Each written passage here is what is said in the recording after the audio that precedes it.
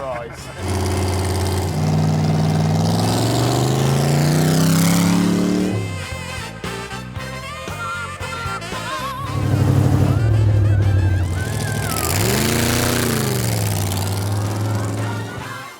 Hi, I'm Dennis Gage and welcome to My Classic Car. Well, this week we're in Parsippany, New Jersey to visit my friend Rich Green and check out some of his extreme machines. Now, Rich is part of the Deadman's Curve Car Club and he builds some crazy stuff. I've seen a lot of this before, but I've never had a chance to get behind the wheel of any of it. I'm hoping he'll let me today. Let's see if I can talk him into it.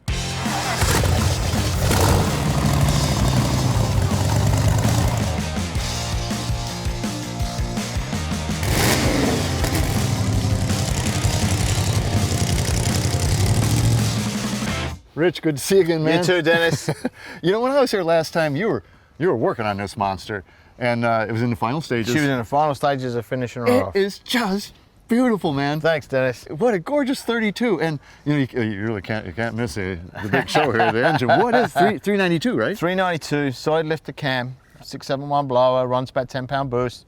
Frankenstein mag, 697s on top. Runs about 10-pound boost. A 10-pound boost, and what a great scoop too. Yeah, man. this is actually a Holden and Moody. I was told they made 30 of them, but So it's, I mean, it's a rare piece. Oh, yeah. And sitting on top of 697s, that just looks awesome. And it looks like straight linkage, right? It is. These are straight. I idle on the center too. So I mean, when it kicks in, it kicks in. Yeah, you'll find out later.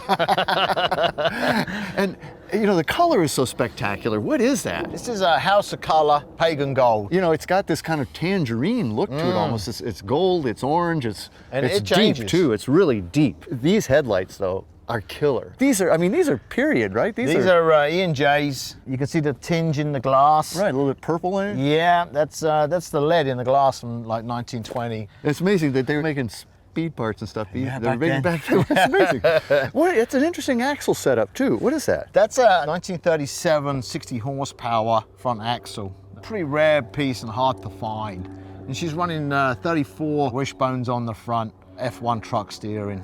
Everything you've done here is just gorgeous. The interior, so 60s. The headliner's awesome. Surfboards in the headliner. And it trails on to the back there. Oh yeah. And I love your door panels with the stripe, kind of like old racing jacket That's jet, it, right? yeah. That's where it came from, yeah. Front seats are Falcon, and we cut the seats in half, took out 2 inches to narrow them up. The roll bar is homemade. That's an uncommon dash for Yeah, a rod. that's a 58, I believe, T-Bird. It's just different. I saw it at a swap meet and it just spoke to me. That would have been over, and then where you've got the tack would have been the steering right. column, right? Yes. I don't think I've ever seen that dash used in a rod before, and it just looks awesome. It does. It looks kind of like correct. It does. It's, you know, it's so Yeah. centered and symmetrical. Yep. You don't think it was originally over on the left-hand side. No. It's just People ask me amazing. the same question. They think it's a panel insert. I say, Yeah. no. She's just beautiful. And then you got, you know, a good set of cheaters here. Yeah, radar slicks on the back. 64 Imperial. That's what I thought. Those are Rear so lights. weird. Aren't those the weirdest, you know, but they work perfectly Oh, here. on this, I love them. Oh, man. Yeah. I mean, this thing is, She gets up and boogies.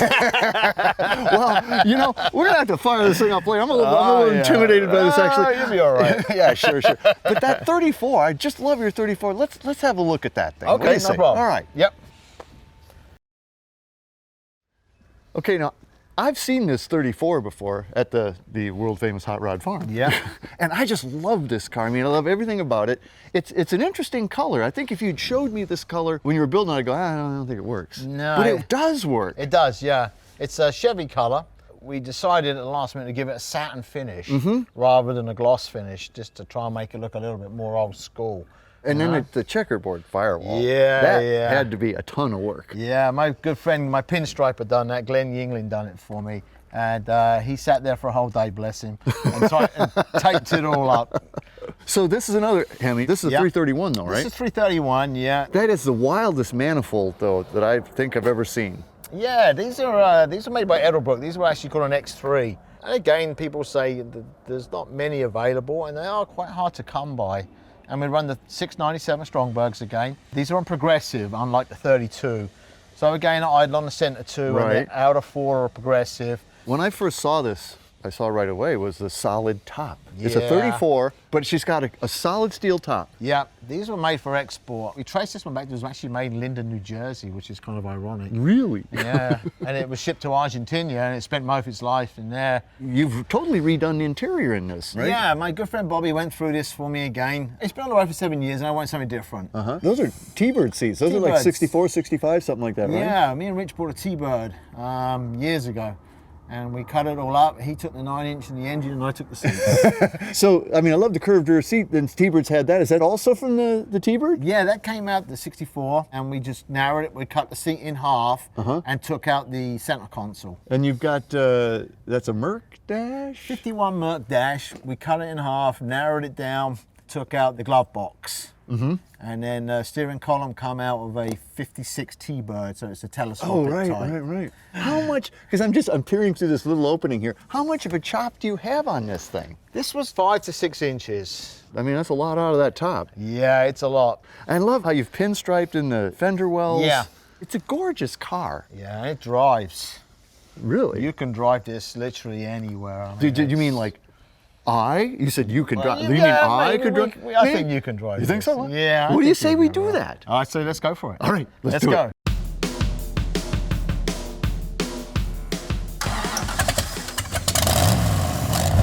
Away you go. Boy, you got to kind of be down in it, don't you, to see out? Yeah, you got to look where you're going. You got no. You drive for too long, your neck will be stiff as hell. You're good my way.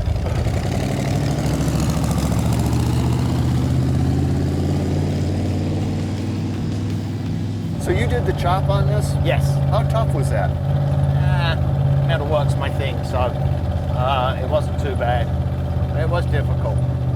It was funny because I chopped it. I thought, I'm really going to whack it, so I whacked it 6 inches. And then the next morning I come out, I looked at it, and I thought, oh my God, what have I done?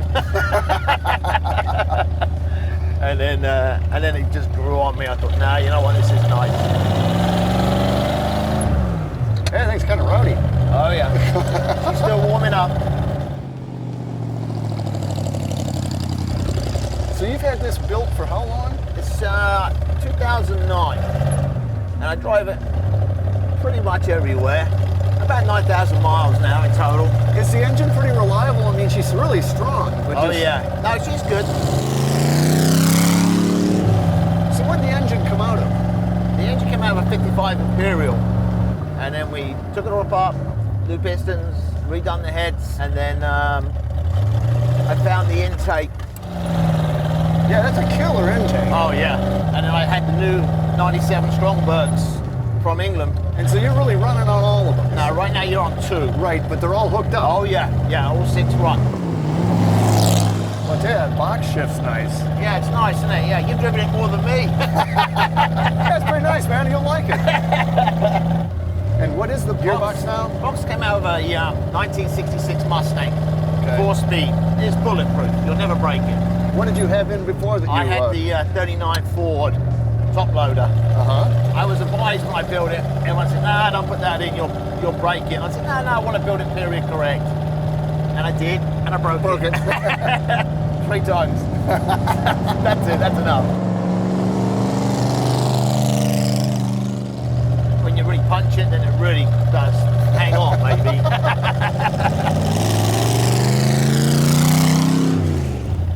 Oh, my speedo works. That's good. First time ever. This thing's a kick, Rich. This thing's too much fun. Yeah, it is a lot of fun.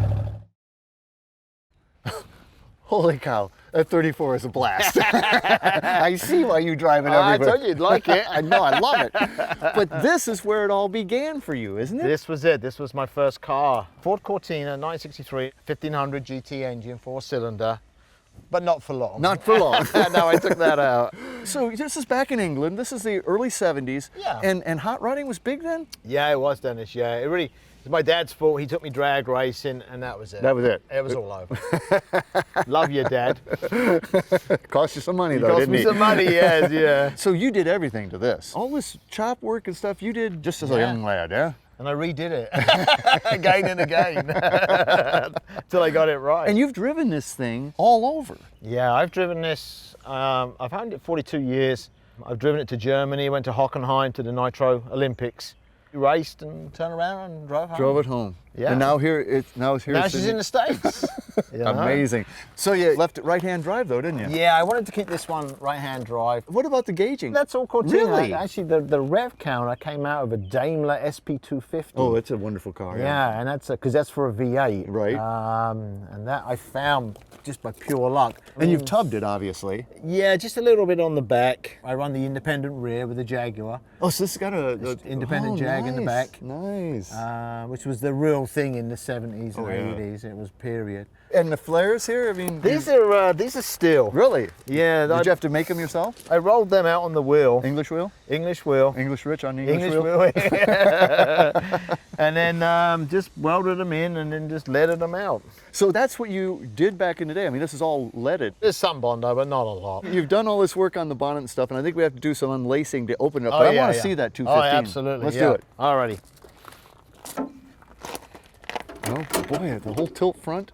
So this is the Rover 215. 215, yeah. It's got kind of almost has nail head type valve Yes, covers, stand up nail head valve covers. Yep, I never knew that. Yeah, very, very similar. So that's off a 2-stroke diesel? Yeah, it was an English truck called a Comma, and it had a 2-stroke diesel opposed pistons. And this was used as an exhaust scavenger. And I designed and built the drive system for it and the blower plates. So this thing, I mean, this thing's pretty stout. Oh yeah, yeah. I raced it, you know, just for fun for a while. Mostly street driven though. Well, but and it is I mean, this is a roadworthy car. Oh and yeah. I would love to drive this thing. Could I drive this thing? That would be so much fun. Yeah, I get. Put your application form in, you'll be good. Okay. I got a credit check and everything. Yeah. Okay. I'll start doing the paperwork. You I'll put it take back your together. license out.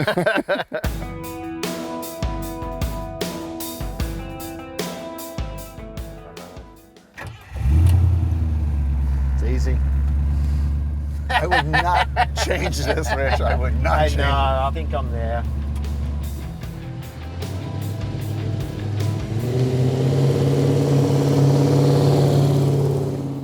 .215 is a really nice engine. Oh, I love it. All aluminium, cast pistons, stainless valves. I had the heads poured in, polished, and gas flow.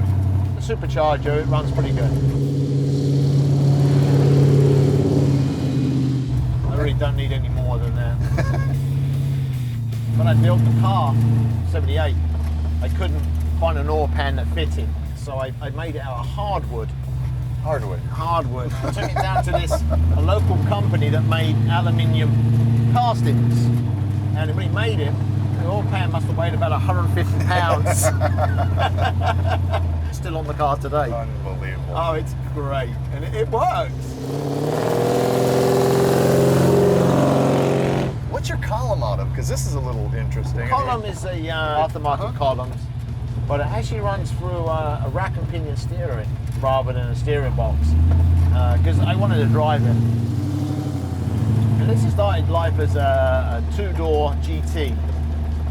Today in England, they'd hang me for hot rodding it because they've become very rare and very collectible. And when I hot rodded it, nobody wanted them. This thing is a total kick, Rich. The 34 was a monster. Yeah. But that 32, I mean, I'm terrified of it, but I think we should take that for a short spin. What do you say? You want to do a run in that? Yeah, why not? I think you're good. All right. Good to go.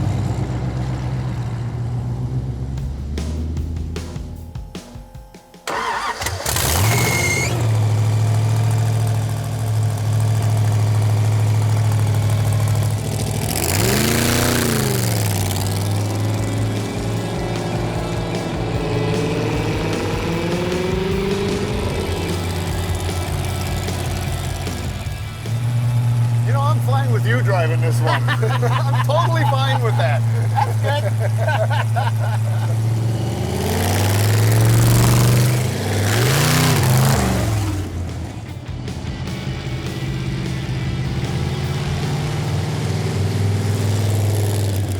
This thing's crazy. Yeah, she is. It's fun though, Dad. Oh yeah.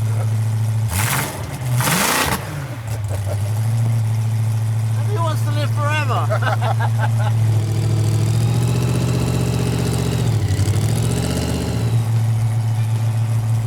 This is That's such a beautiful build. Thanks. Just gorgeous. Yeah, this one took a while.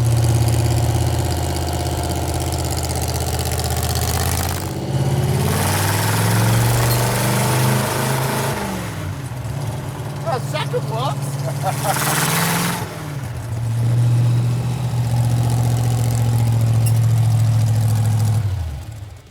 Woo! Woo! Holy mackerel. That's a mean machine, man. It is different, Dad. Yeah, it is different. Yeah. So are you, Rich. Here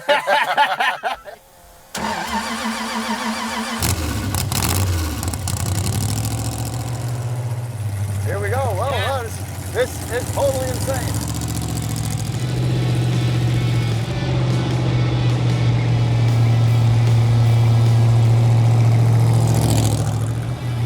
So until our next meeting, remember, honor the timeless classics. I'm Dennis Gage in an insane hot rod.